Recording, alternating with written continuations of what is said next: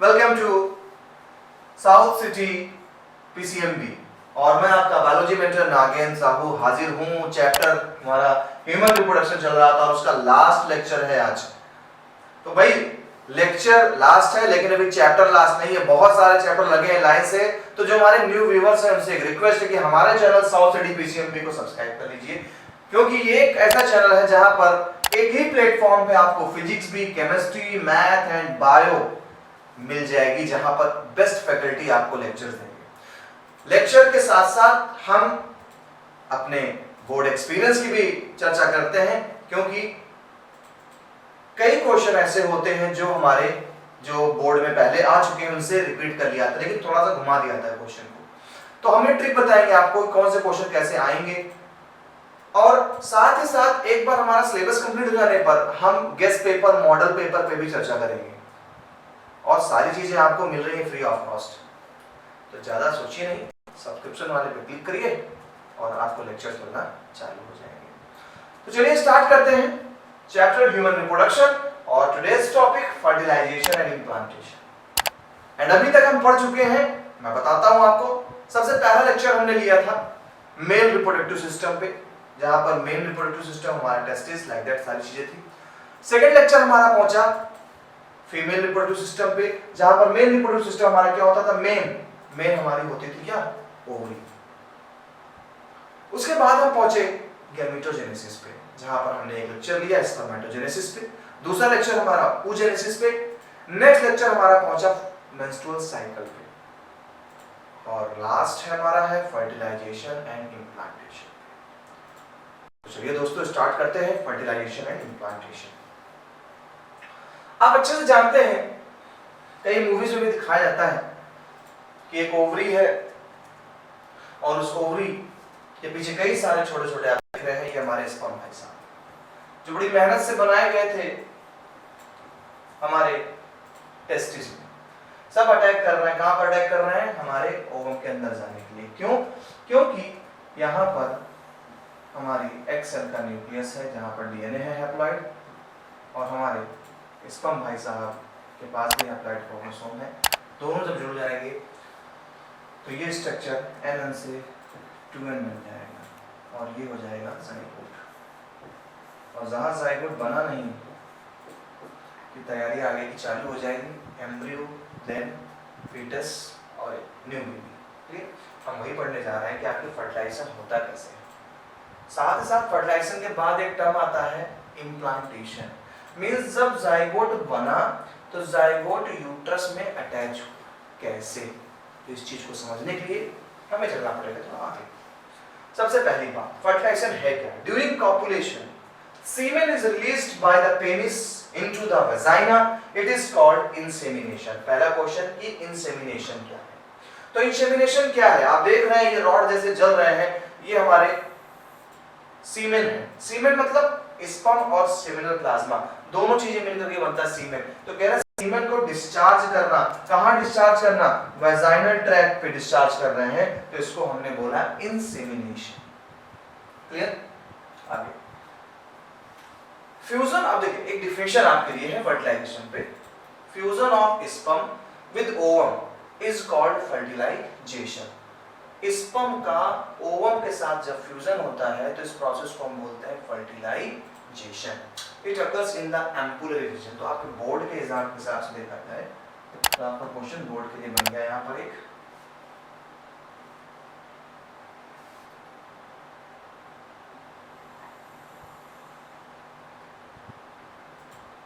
जी आपके बोर्ड के लिए क्वेश्चन तैयार हो गया कि it occurs in ampullary region of fallopian tube. तो आपसे क्वेश्चन क्या करेंगे इस पर, मैं क्वेश्चन ऐड करता हूं, साइट ऑफ फर्टिलाइजेशन।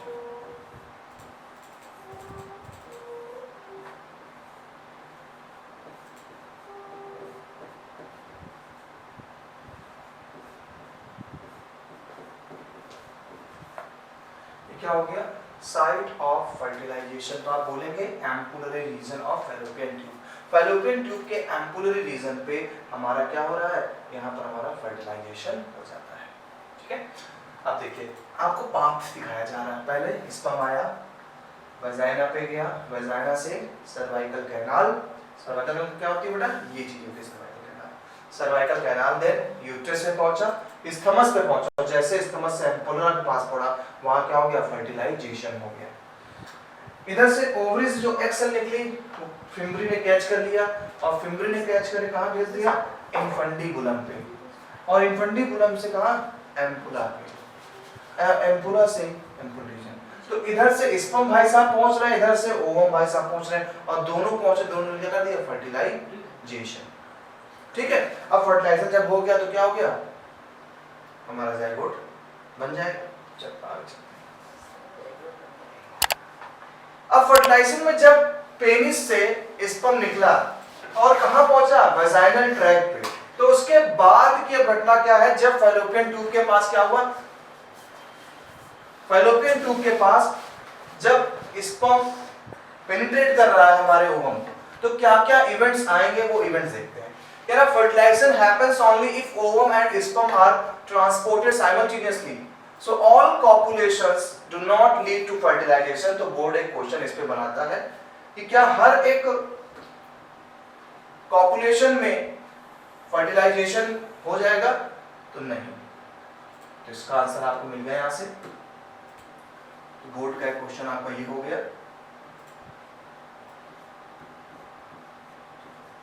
कि fertilization happens only if ovum and sperms are transported simultaneously, so all copulations do not lead to fertilization pregnancy। भाई दोनों अगर साथ में रिलीज हो रहा है, आपको पता है कि जब मेंस्ट्रुअल साइकिल चल रही होती है तो मेंस्ट्रुअल साइकिल में 14th डे पे हमारी एग रिलीज होती है, और आपको मैंने बताया तो उसके लिए हार्मोन कौन सा रिस्पॉन्सिबल है, आपने पढ़ा भी तो उसके लिए हार्मोन ल्यूटिनाइजिंग हार्मोन, क्वेश्चन मैंने बताया जैसे एलएच सर्च बोला था हमने, है ना। तो 14th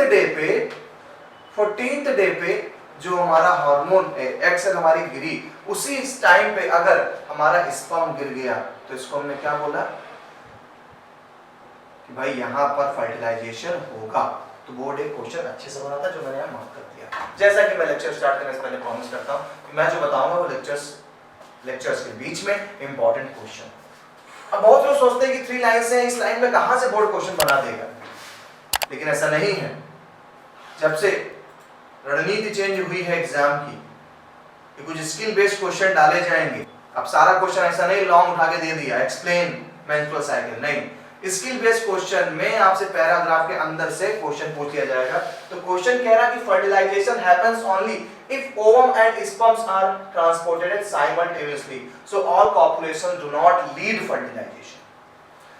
next, sperm contact with zona pellucida. अब अगर याद करेंगे आप तो हमारी जो एग सेल होती थी वो एग सेल के सबसे बाहर यानी एग सेल से सटी हुई जोना पेलोसुडा होती थी, देन बाहर की तरफ हमारी क्या होती थी, कोरोना रेडियाटा। तो अब जब स्पर्म टच कर रहा है सबसे पहले वो गया बाहर, लेयर दिया, कोरोना रेडियाटा को तोड़ा, देन क्या हुआ, जोना पेलोसुडा के पास पहुंचा। It induces changes in the membrane that block the entry of additional sperm. जैसे ही हमारे स्पर्म का एक हेड पहुंचा, हमारी जो सेल मेम्ब्रेन थी एग की वो क्या हो गई, इम्परमिएबल हो गई।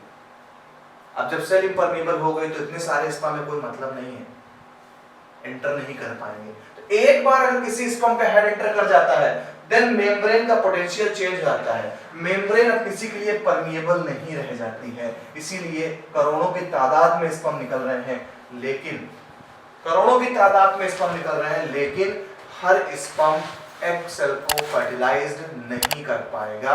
उसका रीजन ये है कि जैसे ही पेनिट्रेट किया हमारे स्पर्म के हेड ने हमारे एग सेल को, अब जो एग सेल की मेम्ब्रेन थी वो अपना पोटेंशियल चेंज कर देती है, और पोटेंशियल चेंज करने पे क्या हो जाएगी, अब वो फुल्ली इम्परमिएबल हो गई है। तो अनदर जो भी हमारे स्पर्म्स है वो एंटर नहीं कर पाएंगे। यही एक कारण है कि एक सेल में नॉर्मली एक ही ओवम फर्टिलाइज कर पाता है, जो अंदर पहुंचा नहीं करवाता है बंद करके। Clear? The secretion of the acrosome, बहुत इंपॉर्टेंट क्वेश्चन यहां से बनता है एक्रोसोम पे। सिक्रीशन ऑफ एक्रोसोम, तो जो एक्रोसोम का सिक्रीशन है, एक्रोसोम था क्या, आपको याद होगा, हमारा जो स्पर्म होता है उस स्पर्म का हेड में गॉल्जी बॉडी का एक मॉडिफिकेशन होता है, गॉल्जी बॉडी मॉडिफाइड होकर के बनाती है एक्रोसोम। और ये एक्रोसोम हार्मोन रिलीज करता है, ठीक है। तो वो हार्मोन कौन है? हाइड्रोलिटिक हार्मोन्स होते हैं, अभी देखेंगे आगे। तो the secretion of the acrosome, यानी सेक्रीशन मतलब एक्रोसोम ने एंजाइम रिलीज किया। जैसे एंजाइम रिलीज किया तो लेयर क्या होती है? ब्रेक होना चालू होगी। This causes second meiotic division of the secondary oocyte to form an ovum. जैसे स्पर्म अंदर पहुंचा, हमारी oocyte ने अपना सेकेंडरी मेयोसिस डिवीजन कंप्लीट किया और अब बन गई है एग सेल, इसे हम oocyte कहते हैं। The haploid nuclei of the sperm and ovum fuse together form a diploid zygote. N इन भाई साहब का और N हमारी एग सेल के दोनों के न्यूक्लियस जुड़े बन गया 2n स्ट्रक्चर, और यही 2n स्ट्रक्चर बन गया हमारा zygote। तो चलिए आगे चलते हैं zygote के पास। ये देखिए सबसे पहले ये दोनों के न्यूक्लियस, ये हमारे स्पर्म का और ये रहा एग सेल का, स्पर्म और एग सेल का, दोनों मिल गया क्या बन गया? जाइगोट। तो जो आप 2 सेल डिस्टेंस देखो जाइगोट है हमारा। अब जाइगोट में माइटोसिस डिवीजन स्टार्ट होगा, माइटोसिस।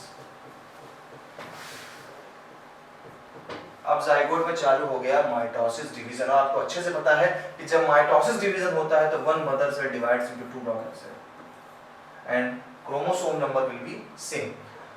तो यहां पर आप देख रहे हैं, आपको 2 सेल्स दिखाई पड़ रही हैं, मैं दिखा देता हूं अलग करके 2 सेल्स। ये देखिए, ये एक सेल ये जा रही है और एक सेल ये जा रही है, ये उनके न्यूक्लियस है। अभी 2 थे, फिर 2 में माइटोसिस हुआ, 4 हो गए, फिर 8 सेल स्टेज आ जाएगी, 16 सेल स्टेज आ जाएगी एंड देन। तो जब बेटा 8 सेल स्टेज 16 सेल स्टेज पहुंचे तो ये जो हमारा बन गया, ये हमारा हो गया क्या? ब्लास्टुला। और जो छोटे-छोटे सेल्स है ना, इसमें बहुत छोटी-छोटी सेल्स हैं, आपको दिखने नहीं होंगी, ऐसे बहुत सारी छोटी-छोटी सेल्स होती हैं। इन सेल्स को बोलते हैं ब्लास्टोमर्स। सेल को बोलेंगे ब्लास्टोमर, ठीक है। तो कह रहे जाइगोट अंडरगोज माइटोटिक डिवीजन। अब यहां पर हम माइटोसिस या माइटोटिक डिवीजन लिखते हैं, साइंटिफिकली इसे हम क्लीवेज कहेंगे। क्या बोलेंगे? क्लीवेज। तो यहां जब जाइगोट में माइटोसिस सेल डिवीजन चल रहा है तो हम टर्म यूज करते हैं क्लीवेज, अदरवाइज हर जगह क्या माइटोसिस है, माइटोसिस ही, नाम बदल दिया। And it moves through the isthmus towards the uterus and form 2, 4, 8, 16 daughter cells called blastomers. Cells को क्या बोला हमने? ब्लास्टोमर। स्टेज क्या है हमारी? मॉरुला। स्टेज क्या है? मॉरुला। तो ये भी आपके लिए इंपॉर्टेंट है। क्यों इंपॉर्टेंट है? मेरे लिए आपने क्या है? मॉरुला।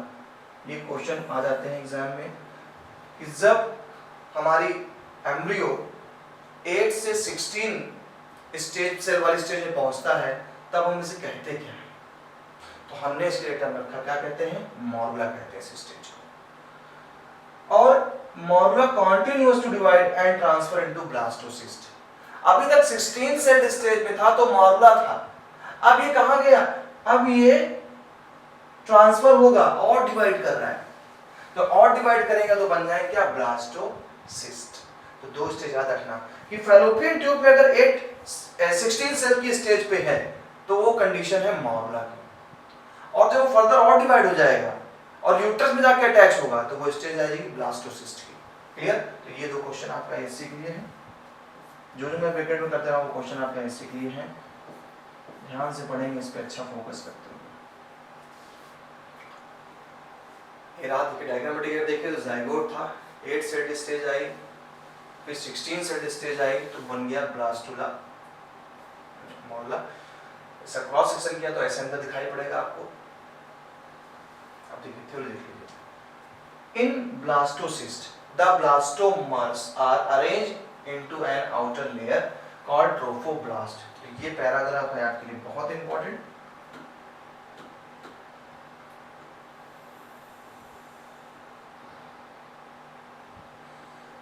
क्या कह रहा कि ब्लास्टोसिस्ट में the blastomeres are arrange into an outer layer. Blastomeres जो हमारी सेल्स थी वो आउटर लेयर में अरेंज हो गई, कॉल्ड ट्रोफोब्लास्ट। यानी ये जो आप आउटर देख रहे हो ना, ये है ट्रोफोब्लास्ट।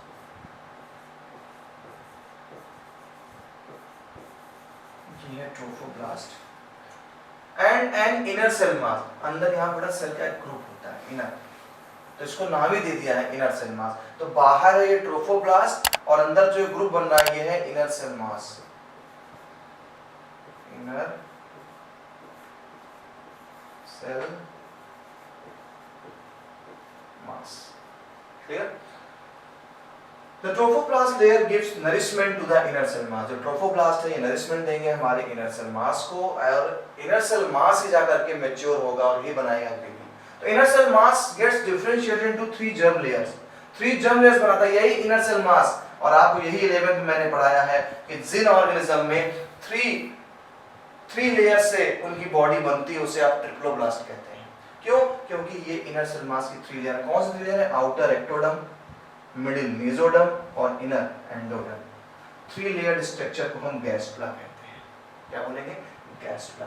3 स्टेज देख ली, मॉरुला, ब्लास्टुला, गैस्ट्रुला। मॉरुला पहली लेयर, सेकेंड ब्लास्टुला जिसमें ब्लास्टोसिस्ट, और थर्ड गैस्ट्रुला।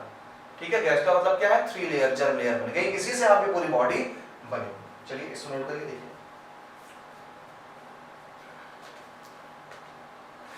तो इस तरीके से 3 जर्म लेयर से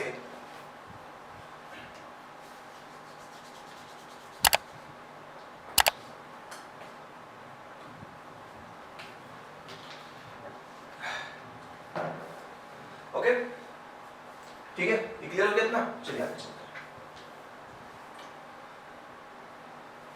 अब देखिए, अब जिस कंडीशन पे हमारा आ गया है जाइगोट, जिस फॉर्म में आ गया है ब्लास्टुला फॉर्म में, अब ये ब्लास्टुला फॉर्म में क्या करेगा? यूट्रस में देखिए इम्बीडेड, ये यूटेरिन म्यूकोसा लेयर है, यूटेरिन म्यूकोसा लेयर। ये हमारा the blastocyst digest the यूटेरिन mucosa. अब जो ब्लास्टोसिस्ट है ये डाइजेस्ट कर रहा है म्यूकोसा को। डाइजेस्ट का मतलब चबाने नहीं लग जाएगा, डाइजेस्ट का मतलब ये हो गया कि लाइसिस कर रहा है, गला रहा है, उस म्यूकस लेयर को हटा रहा है और अपनी जगह बना रहा है। जैसे कीचड़ में आप पैर रख देते हो, तो क्या करते हो? पैर रखते हो तो क्या हो रहा है? वो पहले कीचड़ को साफ करता है, मड साफ हो जाएगी और आपका पैर वहां फिक्स हो जाएगा और फंस जाता है। कुछ ऐसा यहाँ पाया जा रहा है, और इसी को शायद हम कह देते हैं क्या? इम्प्लांटेशन। यही हमारा क्या है? इम्प्लांटेशन होता है। तो देखिए हमारे जो यूट्रस थी, उस यूट्रस की म्यूकस की लेयर में हमारा जो ब्लास्टोसिस्ट था, ये ब्लास्टोसिस्ट हिट कर रहा है, अंदर जा रहा है और डाइजेस्ट कर रहा है म्यूकोसा लेयर को, और देखिए फिक्स हो जाएगा। फिक्स हो गया। फिक्स होने के बाद क्या लिखा है? After attachment uterine cell divide rapidly and cover the blastocyst. अब यूटेरिन सेल तेजी से डिवाइड करती है, वो क्या करती है? ब्लास्टोसिस्ट को कवर कर लेती है। अभी तक स्टार्टिंग में ब्लास्टोसिस्ट ने डाइजेस्ट किया था म्यूकोसा लेयर को यूटेरिन के, जैसे ही अंदर फिक्स हो गई, अब हमारी जो एंडोमेट्रियम लेयर है वो क्या कर रही है? वो कवर कर रही है पूरी तरीके से। और हमारा देखा जाए तो जो जाइगोट है, वो जाइगोट क्या हो गया? पूरी तरीके से कवर अप हो गया है हमारे यूट्रस की बॉडी। यही प्रोसेस होता है इम्प्लांटेशन। तो as a result the blastocyst become embedded in the endometrium. This is called implantation. इसी को हम इम्प्लांटेशन कहते हैं। तो हालांकि इम्प्लांटेशन की डेफिनेशन बहुत ज़्यादा इंपॉर्टेंट नहीं है, लेकिन फिर भी नॉलेज के लिए है तो पढ़ना तो पड़ेगा नॉलेज के लिए। तो इस तरीके से हमारा यहाँ पर इम्प्लांटेशन तो हो गया। अब इम्प्लांटेशन के बाद हमारा जाइगोट डेवलप करेगा। अच्छा, एक चीज और बता दूं मैं आपको, कुछ क्वेश्चंस हैं जो इसके बीच में आ सकते हैं, इंपॉर्टेंट है क्वेश्चन। जैसे कि अगर मैं स्ट्रक्चर ड्रॉ करूं,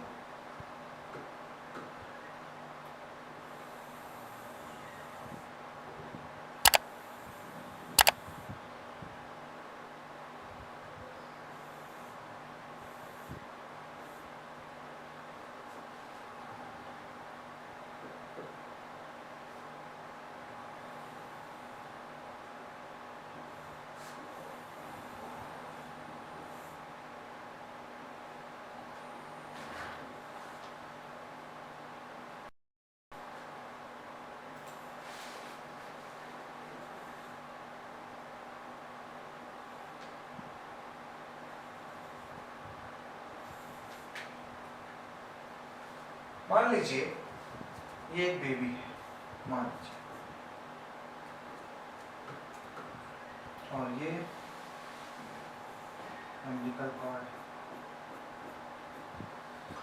तो सबसे पहली बात, अगर हम इसको मान लेंगे ये यूट्रस के अंदर है,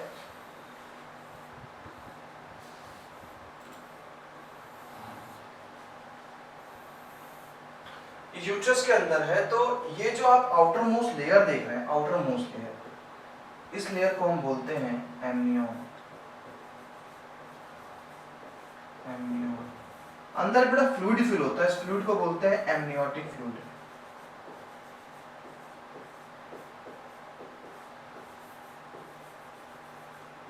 फ्लूइड फिल है, इसे बोला एमनियोटिक फ्लूइड। ये जो आप देख रहे हैं थ्रेड लाइक स्ट्रक्चर, इसे बोलते हैं अम्बिलिकल कॉर्ड।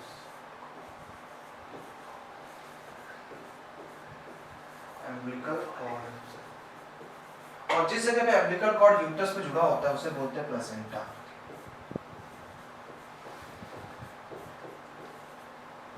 क्या बोलेंगे? प्लेसेंटा। तो सबसे पहली बात आती है, क्वेश्चन आपसे पूछेगा कि प्लेसेंटा का फंक्शन क्या है। प्लेसेंटा है क्या? Placenta is a disc like structure. ये डिस्क लाइक स्ट्रक्चर होता है जिससे हमारे बेबी को नरिशमेंट मिलता है, न्यूट्रिशन मिलता है। तो प्लेसेंटा जो होता है, ये देखा जाए तो इसमें हमारे मदर के ब्लड सेल्स और हमारे जो एम्ब्रियो है इसके भी ब्लड सेल्स क्या होती है, ब्लड वेसल्स अटैच रहते हैं दूसरे के साथ। अब आती बात प्लेसेंटा से बेबी को जोड़ने वाला, यानी प्लेसेंटा से ये जो हमारा एम्ब्रियो है या फीटस कह दें, चलिए एम्ब्रियो लिख देता हूं, एम्ब्रियो या जो फीटस हमारा है वो अटैच है। तो अम्बिलिकल कॉर्ड, इसे बहुत कई बच्चों की, आप शायद कभी अगर डिलीवरी देख रहे हो, घर में बच्चों को देखा हो, तो उनकी जो नाभि होती है इस जगह से एक थ्रेड लाइक स्ट्रक्चर निकलता है, वो क्या होता है, वो होता है उनका अम्बिलिकल कॉर्ड। तो एम्बिलिकल कॉर्ड प्लेसेंटा से एक तरफ जुड़ा है, एक तरफ से जुड़ा है एम्ब्रियो से। तो ये एक थ्रेड लाइक स्ट्रक्चर है जो बेबी तक न्यूट्रिशन पहुंचा रहा है। सोर्स क्या था न्यूट्रिशन का? प्लेसेंटा था। प्लेसेंटा ब्लड से ले रहा है मदर की और बेबी तक चीजों को पहुंचा रहा है। अच्छा, बेबी को कोई हार्म ना हो बॉडी में, इसलिए एक आपके यूट्रस में मेम्ब्रेन के अंदर एक लिक्विड फिल होता है, उस लिक्विड को एमनियोटिक फ्लूइड कहते हैं। तो आपसे पूछ सकते हैं एमनियोटिक फ्लूइड के फंक्शन क्या है, इंपॉर्टेंट है। तो ये एमनियोटिक फ्लूइड क्या करेगा? एक्सटर्नल शॉक से बचाएगा, जर्क से बचाएगा बेबी को मॉइस्चर प्रोवाइड कराता है। क्लियर? और उसके सराउंडिंग जो मेम्ब्रेन थी जिसके अंदर भरा हुआ एमनियोटिक फ्लूइड, वो मेम्ब्रेन क्या होगी? एमनियोन होगी। क्या होगी? एमनियोन। तो ये चार चीजें इंपॉर्टेंट है, इस पे बोर्ड क्वेश्चन पूछ सकता है। तो चलिए एक बार सारे इवेंट्स को देख लें, क्या क्या इवेंट्स थे हमारे। तो हम एक इवेंट्स को अगर देखें एट अ ग्लैंस पे, तो सबसे पहले हमारा क्या हुआ, ओवरी से ओवम रिलीज हुई और फर्टिलाइजेशन के बाद क्या हो गया, जाइगोट बना। अब जब जाइगोट बना तो देखिए जाइगोट में पहला mitosis division, second mitosis division, third, ऐसे कई माइटोसिस डिवीजन हुए। तो हमने यहाँ पर क्या किया था, तो यहाँ पर यूज किया था क्लीवेज। टर्म यूज किया हमने, क्या? क्लीवेज।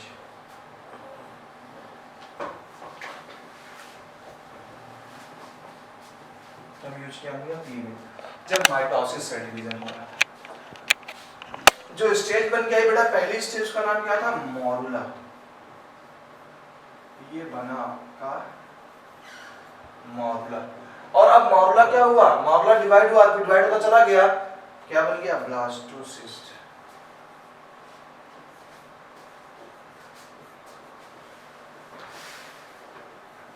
क्या बन गया? ब्लास्टोसिस्ट। अब ब्लास्टोसिस्ट में दो लेयरें आपको दिखाई पड़ती थी। आउटर मोस्ट क्या थी? ट्रोफोब्लास्ट।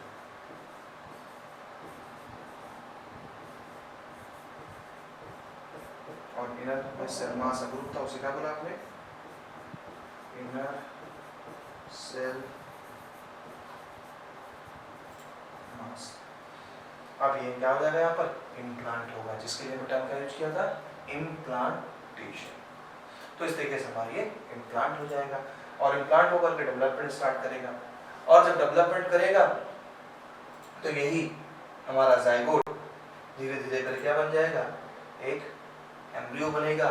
देन एम्ब्रियो से क्या बन जाएगा, एक हमारा बन जाएगा फीटस, और फीटस से एक नया बेबी। लेकिन इसके पहले आपको ध्यान रखना है कि हमें किन किन चीज़ों पे क्वेश्चन पे आपको बताया था इंपॉर्टेंट, तो एक बार मैं फिर से दिखा दे रहा हूँ आपको। एक एक जगह से इंपॉर्टेंट जो चीज़ें, सबसे पहले आपके लिए क्वेश्चन था इंसेमिनेशन। ये डिफाइन आपको तैयार करनी है कि स्पर्म का इजैकुलेट होना वजाइनल ट्रैक्ट पे और इंसेमिनेशन। देन पाथ तो स्पर्म का पूछता नहीं है, पाथ क्लियर करने की बहुत ज़्यादा जरूरत नहीं है, लेकिन यहाँ पर एक क्वेश्चन था साइट ऑफ फर्टिलाइजेशन। फर्टिलाइजेशन की साइट क्या है? तो फर्टिलाइजेशन की साइट क्या थी? Ampullary region. ओके, उसके बाद मैंने इंपॉर्टेंट क्वेश्चन बताया कि इस जगह पे स्किल बेस्ड क्वेश्चन निकलेगा कि क्या हर ये जरूरी है कि हर पॉपुलेशन में प्रेग्नेंट हो रेडी? तो नहीं, ये तब होगा जब साइमल्टेनियसली स्पर्म भी निकले और ओवम भी निकले। ठीक है, तो यहाँ पे क्वेश्चन एक इंपॉर्टेंट था। फिर मैंने आपको बताया था एक्रोसोम क्या कर रहा है। सबसे पहले एक्रोसोम एंजाइम रिलीज करता है, जिस एंजाइम से मेम्ब्रेन क्या होती है, रप्चर होती चली जाती है, और एक बार अगर स्पर्म हिट कर गया तो फिर सेल मेम्ब्रेन किसी के लिए परमेबल नहीं रहती। फिर हमने आपको जाइगोट की कुछ स्टेजेस बताए। पहला स्टेज हमारा morula, then blastula, then gastrula form में गया। मैंने यहाँ पर आईएससी के लिए 2 क्वेश्चन आपको बताए थे कि आपसे स्टेज पूछ सकता है, पूछा गया भी है कि एम्ब्रियो की वो स्टेज जिसमें 8 to 16 ब्लास्टोमास होते हैं, कौन सी स्टेज होती है? तो वो है मॉरुला। मॉरुला से आगे जो पूछेगा तो क्या बोलेंगे? ब्लास्टोसिस्ट। देन हमने ट्रोफोब्लास्ट और एनल सेल मास में मार्क किया। ये भी हमारे बोर्ड का एक अच्छा क्वेश्चन है कि ट्रोफोब्लास्ट का फंक्शन क्या है। तो ट्रोफोब्लास्ट न्यूट्रिशन दे रहा था। इनर सेल मास ने क्या बनाया? 3 जर्म लेयर्स। ऐसे हमारी क्या बनी? पूरी बॉडी बनी है। इसके बाद आपके लिए लास्ट जो था हेडिंग होती इम्प्लांटेशन। मैंने कुछ अपने स्टाइल में बताया आपको कि कैसे एमनियन, एमनियोटिक फ्लूइड ये सब वर्क करते हैं। तो दोस्तों, आज हम मुलाकात अपनी चर्चा में ही रोकेंगे और हमारा चैप्टर ह्यूमन रिप्रोडक्शन फिनिश हो गया। एक बड़ा चैप्टर था, लेकिन हम मिलकर के चैप्टर को आसान किया और आप तक। तो फिर से आपसे कहूँगा कि thanks for watching till end our channel South city PCMB. और जैसा कि मैं हमेशा आपके साथ रहा हूँ, नागेंद्र साहब। जल्द ही नए चैप्टर में फिर हमारा एक लेक्चर प्रोवाइड होगा, लेकिन उस लेक्चर को पाने के लिए आपको हमारे चैनल को सब्सक्राइब करना पड़ेगा। तो चैनल को सब्सक्राइब करें और लेक्चर लें। तो मुलाकात करेंगे नेक्स्ट चैप्टर में एक नए टॉपिक के साथ। तब तक के लिए